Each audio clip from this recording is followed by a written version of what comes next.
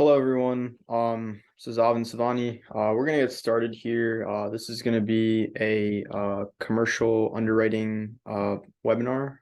So we're gonna be taking a look at a sample deal and seeing if it works. Particularly, this is gonna be multifamily and more specifically, it's student housing. Yeah, so why don't we take a quick look into this? And I have kind of taken out the location just because of confidential purposes, but I can say it's in North Carolina. It's a great deal, so why don't we take a deeper look into this?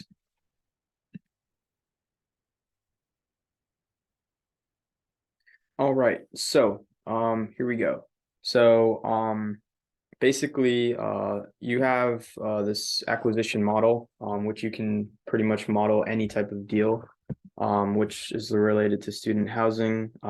It can be the most like creative or diverse type of student housing deal, but it'll still work into this model because it kind of accounts for each and every aspect within commercial due diligence, right? So basically a six-step process. You have your description, investment cash flows, operating cash flows, reversion cash flows, property returns, and your waterfall structure for syndications. So by the way, this is from Adventures in CRE, a great website and resource tool that you can use. They create a lot of different Excel models for commercial real estate, so highly recommend checking them out. Just to dive right in, for the investment description, it's pretty basic, just your address, the acreage of the property, the floor area ratio. So basically, how much land acreage do I have, and then how much building is actually being developed on that. So it would literally just be your land acreage divided by your gross buildable area. So this depends. Obviously, with like high-rise buildings, you can get more floors and kind of extend your development. And obviously, you need to get like air rights and other township approvals to kind of build more floors on your building. But for instance, when that does increase, that kind of increases your floor area ratio. So that's something that they will definitely look at as far as density purposes within that space. And obviously, sometimes the obstruction of views can kind of play into role. If it's in an area where the neighboring properties are kind of getting, I would say, not as beneficial to their view and use and enjoyment, then it might be harder to get that approved. But anyways, let me stop digging into the weeds here. So basically we have parking spaces, parking ratio per bed. We have the year built of the property.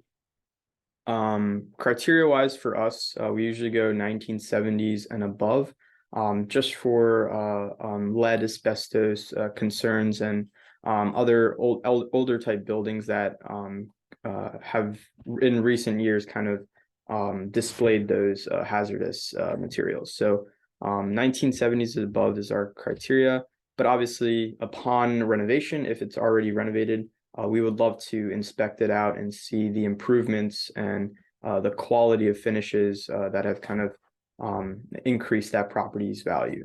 So year built, then you have the analysis begin date whenever you start, stabilization month, basically when you have reached your maximum occupancy and all of the tenants are in place, leases are signed, everything is running smoothly. That is your stabilization month. The sale month is obviously going to be when you sell the property off. Could be a 5, 7, 10-year hold period, depends on the return that is generated from the property. So sale date, you got the rear year renovated, so it could be like 2021, right? Recently renovated. Parking spaces, surface parking, and then structured parking. And the net rentable area is essentially how much square footage is per unit that tenants are able to lease out. So this would not include common areas because common areas generally are not leased out.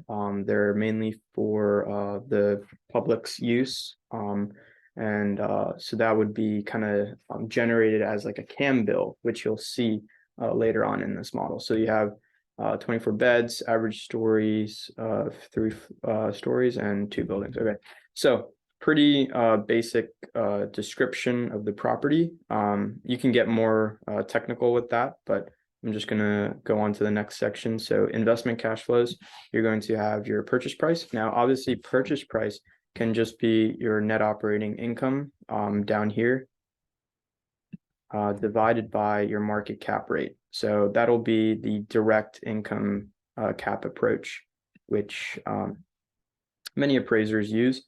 There's also the cost approach, which all depends on the quality of the building and also how you want to go about your valuation process. So we're just gonna stick to direct cap approach here. Closing costs are right there at 2% of the purchase price. Renovation costs, we usually budget for like $3,500 to $4,000 per bed. So that's another thing. So student housing is always going to be a per bed basis because you have students kind of moving in and out, and you have roommates as well. Whereas a conventional multifamily, it's an entire family living in one space. For student housing, you just have beds basically. Students can be like a triplex, quadplex, but it all depends on the number of beds, right? So that's that. Always budget for some architect engineering fees, and this will be a percentage of total hard costs, which is the construction budget. So yeah, architect engineering fees, permitting. I always I take a risk averse approach there and just go probably like 350 per bed just in case. Sometimes permits are kind of hard to get. And then construction management fee, obviously it's 3%. You can adjust that like 5%, then that'll get adjusted. But anyways, so how about we go down to lender reserve? So if you're confused about lender reserves, it's essentially how much reserves are kept with the lender upon the financing of the property, right? So usually it can be like insurance payments that are made and kept in the reserve, and then those are kind of dispersed out for the insurance payments. It can also be just your capital reserves that you kind of save for any CapEx. So lender reserves can be a combination of a lot of different things. And it also gives security for the borrower, where if you may not have or kind of cash flow negative, then you can use those reserves to still make your monthly payments, right? So that's lender reserves. And obviously they can also go towards like closing costs, your appraisal fee, your title report, other costs associated with the closing process. Financing cost is obviously going to be 2% of the loan amount. So this is kind of a manual input right here, because if you do put this cell, it'll be kind of a circular reference. That's kind of the, I guess, minor issue with a complex model like this. There's a lot of moving parts. So just have to find a way to make it as accurate as possible. So those are just financing costs. Now lenders are gonna usually ask for like origination fees, right? So they can provide you with like points to bite down the rate, or just accepting like whatever origination fees that they may have. It all just depends on how you're going to negotiate that term sheet. But here we go. So financing assumptions. We usually, since given the capital markets right now, higher interest rate environment, we're at 6.5%. Usually we take the 10-year US Treasury, or actually it depends on what the term is. So since this is a 12-month term and not a 10-year term, then we would just take the 1-year US Treasury.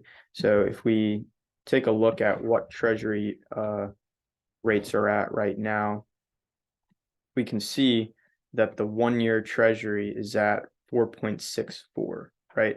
So 200 basis points spread between that and the loan amount, and you will get the rough interest rate that you'd get on the loan, right? So that's that. And then since this is 6% rate here, this is a refinance rate. So you can have an option here. If you don't want to refinance, then you can just toggle this off. If you do, then you can refi there. But the term here is 108 months, which I believe is 9 years, right? So if there is a 9-year, no, there is no 9-year. You would just take like the 10-year since that's the closest. But yeah, so you can also implement interest only payments as well. So I've kind of gone through this with the basic value add acquisition model, but this student housing model, it's mainly meant for the number of beds. So everything that you'll see in the operating cash flow is as a per bed basis. So yeah. Now for growth rates, I highly recommend using a source or some type of opinion on what you think the rental growth rates would be.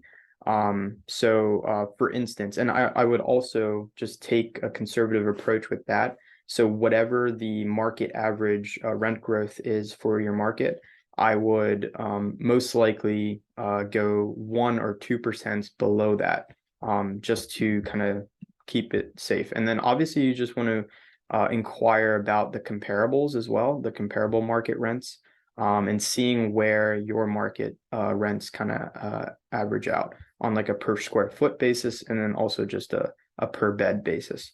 So some good sources that we use, obviously realtor.com. They have a great kind of array of market reports that they do. So they do it by real estate sector. So for instance, the multifamily sector, the asking rents are growing around 8.8%. Now, you always want to compare this to a few additional sources and then kind of average that out into your opinion. So we took a look at that and we saw that it was closely around like 8% or 7.5% for the rent growth. So I would probably start this even at like 5%, given the hot market that Carolina is. I still think starting at 5% is reasonable. But yeah, so other things to keep in mind is this cap rate assumption right here. And again, always use a few more sources just to solidify your opinion. So cap rate's 4.3% here in the Charlotte area. Pretty expensive, not gonna lie. But I would say market cap rates for multifamily range around like 5.5%. But yeah, so why don't we jump right into this operating cash flow assessment? So you can add units, you can delete units, you can add the other income tabulations here, the general vacancy as well, and the credit loss. So general vacancy, if you guys don't know, is just a percentage of the total effective rental income, right? So if it's 5%, then it would be 5% of that total potential income. Sorry, potential income, not effective rental income. So effective is just your units. Effective rental income is just your units minus your downtime vacancy plus concessions and non-revenue units. And then effective gross revenue is literally adding back all of your other income, subtracting out the total general vacancy for the property, and then credit loss as well. So overall, this is a kind of a detailed expense model. So if you click detailed, it'll take you to a different tab where you can disperse out each and every line item. So you have the repair and maintenance budget, you have the landscaping budget, the payroll budget, the general administrative, marketing, utilities, contract services, the make ready costs, insurance, property taxes, and I would suggest once you kind of solidify your preliminary underwriting and it's ready to be advertised for, let's say, a syndication structure, I would start to budget or start to make another spreadsheet, or you can just create another tab here where you can actually track the quarterly, monthly cash flows on the property, right? So just seeing how it matches up to the actual underwriting is good to see like actually where the returns are, right? So yeah, that's one thing that we'll keep in mind. And so as we go down here, you'll see management fees are also displayed here as a percentage of effective gross revenue. Capital reserves are there. You got your debt services, so your first loan and then your subsequent loan. And then the sale month is really important. So when you're analyzing your returns, so this is another tab that we kind of implemented into this model, which is the IRR matrix. So basically, this is just telling us when the ideal time to sell is. So this is essentially explaining your hold sell analysis. So whatever year the internal rate of return is the highest is when we're going to sell. So for instance, this is just in the year 10. So we would just keep it at year 10. But say if it was year 7, then you can just go back to the underwriting tab and just change this to like 84 months, right? But yeah, so here is your cap rate today, your cap rate at sale. So always keep a higher exit cap rate than your terminal entry cap rate, because you're trying to provide a better investment to investors down the road. Now, albeit the cap rate compression is kind of always kind of going down, but displaying that you have done a great job with like managing the property. You've produced a good amount of net operating income that shows a better investment to investors. So selling costs are right there. And then this is your pro forma. So it's on a in-place basis, a stabilized basis, and a sale basis. So you'll see that on here, your net operating income is defined. And then also the cash flow from operations are defined. So we just take these cash flow from operations, we display that into our internal rate of return matrix, and then we start to calculate our returns, right? And when we get into, I would say, the syndication process, we always map out a monthly internal rate of return so that we can provide reports to our investors on how the property is performing. So this would just be on a monthly basis. So just giving like quarterly reports to your investors, just informing them that, hey, the internal rate of return as of this date is 10%, right? And then here's some other great KPIs to watch out for with this project. And here is your distribution for this quarter, right? So it can be so you can provide reports on a quarterly basis, but distributions can be on a semi-annually basis or even an annually basis.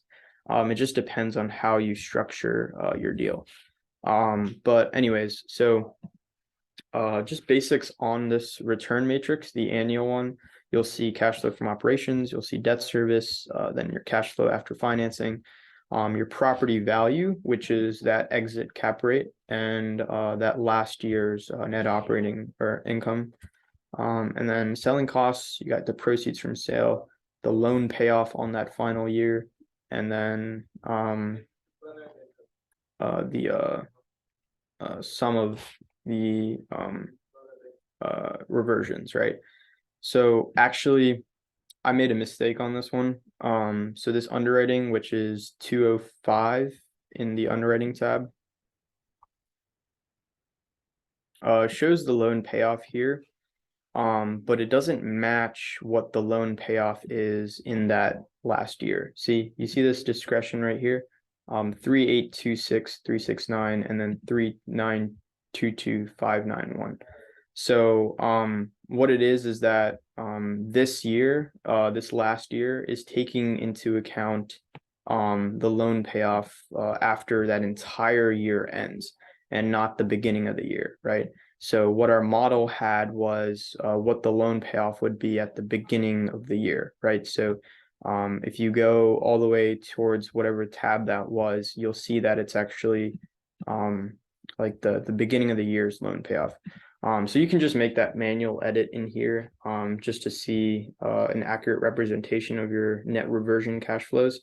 But anyways, so let me kind of just walk you guys quickly through this. So you have your cap rate growth, your property value, your selling costs, proceeds from sale, loan payoff, net reversion cash flows. So then you take your net reversion cash flows, and then there are some complex formulas in here, which I can explain in later videos. But this IRR matrix basically tells you what year you want to sell the property. Okay, so let's go back into this tab. So after we finish adding all of these items, I would just make sure that your growth rates are kind of accurate according to the market.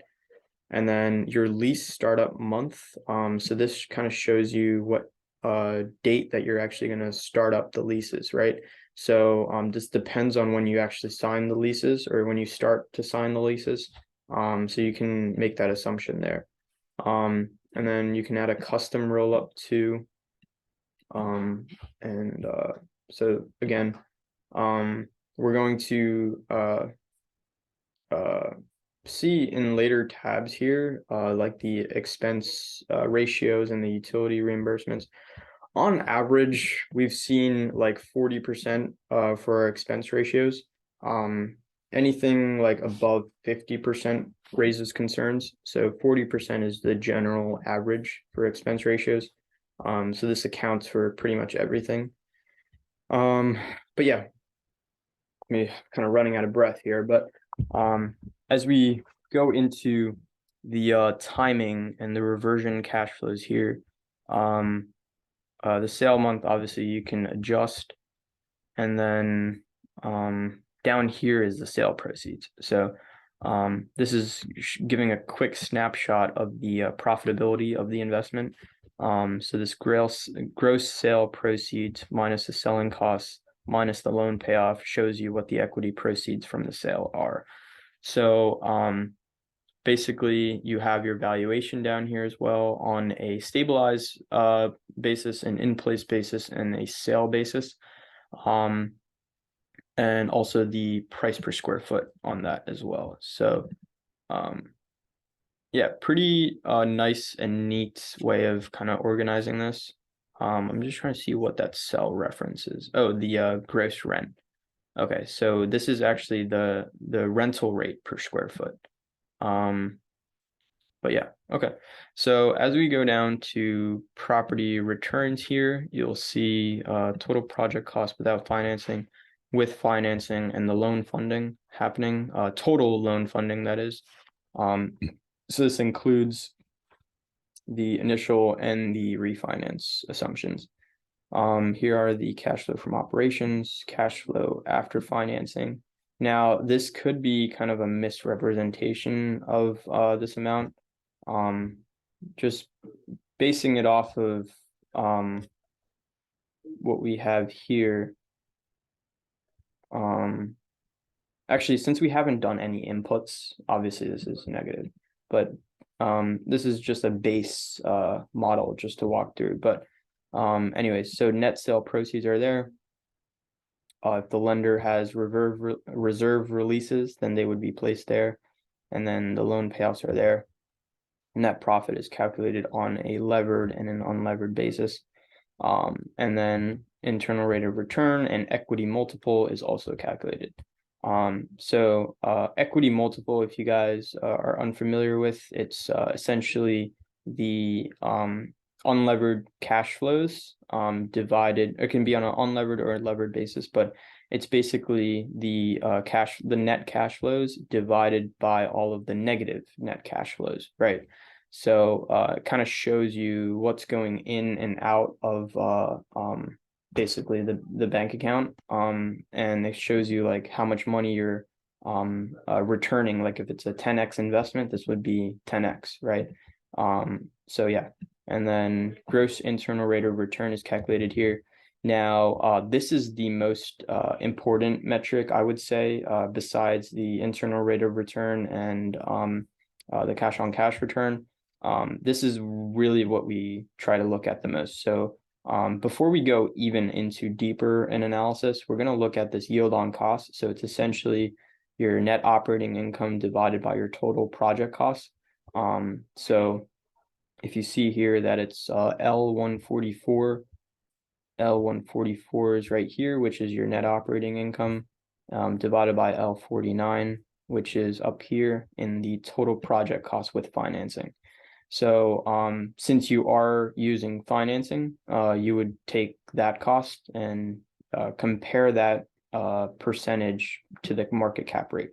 So if the yield on costs has like a 50 basis point or higher comparison to the market cap rate, it's a worthwhile investment, in my opinion, to look into. Obviously, people like more, like 100 basis points or more. But 50 basis points is something to take a deeper look into, because there must be some type of financial strength with that property, and you can also implement strategies of your own, such as if you're a value-add investor, implementing some rehabs, renovations to actually increase the property value.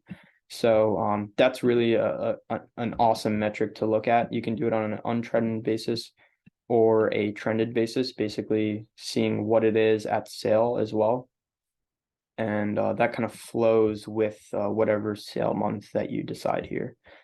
But yeah, so this is the partnership level cash flows. Now, again, you can do it on here as well. So I would recommend kind of laying it out on here, and then also creating an annual waterfall structure in another tab too. Just so you can see a quick snapshot of the yearly returns, right? So yeah, basically it's just going through the LP and GP contributions. There's three types. So there's the distributions at operations, there's the distributions at capital events, and then it kind of keeps going into the capital events into whatever the hurdle rates are, right? So if there are promote structures, then it would dump into another capital event later on. If it's like a 3-tier, 4-tier structure, then it would just keep the distributions and the contribution would keep kind of flowing into the later buckets. But yeah, so that's that. Quick video right there, just explaining what we look at before actually even submitting an offer on a deal. I think this is what you need to do. On average, it can take literally like 45 minutes to an hour, or if you're getting more complex with it, it could take like a whole day to underwrite and make sure that the things are kind of accurate. But that's literally the first step in the acquisitions process, is just underwriting the deal, doing a quick market analysis, making sure that you're making a wise investment, and not making decisions haphazardly, right? So yeah, one of the biggest the first biggest steps in risk mitigation in commercial real estate is just analyzing your market and making sure that your underwriting is secured, right? So yeah, this is a quick video on student housing. We will also get into other models such as the build to rent model, affordable housing, Section 8 housing, different types of multifamily models. And we'll also review some of other sectors such as the office and healthcare sector, seeing where we can implement different models there as well. So yeah, thank you guys for watching. Just gonna keep this succinct here. So we'll end off here. If you guys are interested in learning more about like raising capital and syndications, I did a video on that in prior videos, so you can check that out. And uh more on that, just digging into commercial real estate it's a tough game, but remembering that it's a team sport. You have support as far as the communications that you can build, and knowing that if you stick to your checklists, you can accomplish anything. So give you guys all the encouragement to start getting into commercial real estate. If you have any questions, inquiries about our process at American Real Estate Group, just feel free to reach out to me. And our website is argdesignbuild.com.